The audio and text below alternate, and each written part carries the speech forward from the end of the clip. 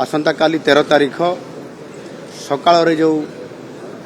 मंगल आरती कार्यक्रम आरंभ होब से समय रे राज्य सरकार मंत्रिमंडल समस्त सदस्य पुरी को गस्त करने ये निष्पत्ति नियाहिची एवं आसंता काली सकाळे मंगल आरती समय रे सरकार उपस्थिति रे चारिद्वार खोल एवं लोकंकर जो भावावेग थिला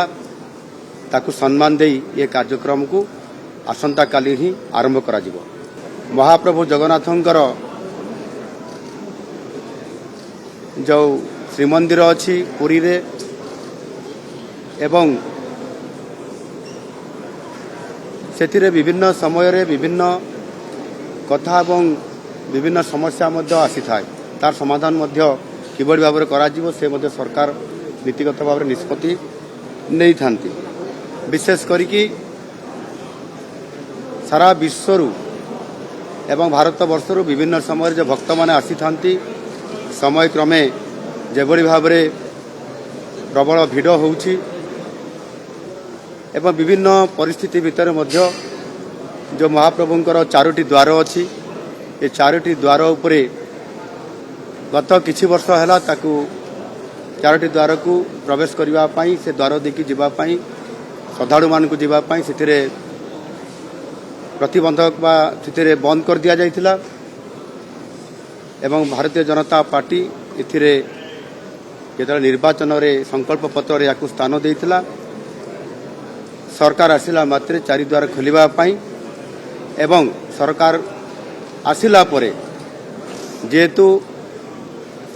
प्रतिश्रुति दिया जाइथिला एवं 4.5 कोटी लोकंकर भावावेग कथा एथिरे अछि। आजिर ये कैबिनेट रे प्रथम प्रस्ताव रे निष्पत्ति निया गला जे आसंता काली 13 तारीख सकाळ रे जो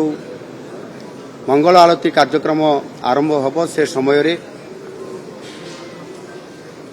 राज्य सरकार मंत्रिमंडल समस्त सदस्य पुरी को गस्त करने ये निष्पत्ति नियाहिची एवं आसंता काली सकाळे मंगल आरती समय रे सरकार उपस्थिति रे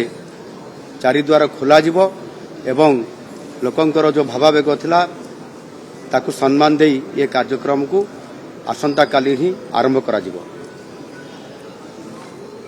एथिरे गोटे कथा मु कहया चाहूँगी जे विशेष करिकी ये जो 4 द्वार भितरू जो 3 द्वार बंद अच्छी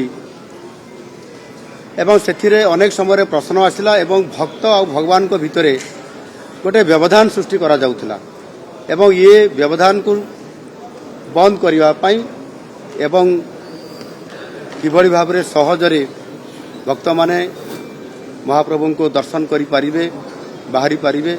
या को आधार करी ये निष्पत्ति निया जाइछि। द्वितीय कथा होची श्री जगन्नाथ मंदिर संरक्षण रक्षणाबेक्षण एवं विकास एवं परिचालना एवं ता सहित मध्य विभिन्न समय तीर्थयात्री मानकर पई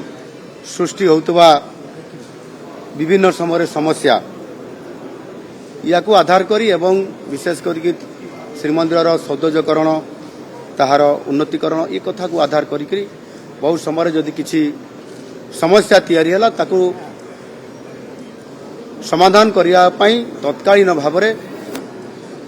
सरकारंकर से भली फंड तैयारी है नथिला आ तार आवश्यकता आज अनुभव होउछि। सेथिपाई नूतन सरकार आसिला परे आजिर प्रथम कैबिनेट रे निष्पत्ति नियागला एक कॉर्पस फंड बा पांठी गठन करिया पई एवं सेथिरे 500 कोटी टंका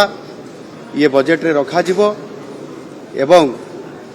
हठात कौन सी परिस्थिति आसिले तार मुकाबला करिया पई एवं संरक्षण करिया पई करा जिवो सेथिपाई कॉर्पस फंड गठन करा गला 500 कोटी टंका सेथिरे व्यवस्था करा जिवो या खूब शीघ्र लागू करा जिवो। समस्त मंत्री परिषद सदस्य बृंद आज ए बाबद अनुरोध करा समस्ते आज ही जीवे এবং সেটি রহিবে রাতিরে এবং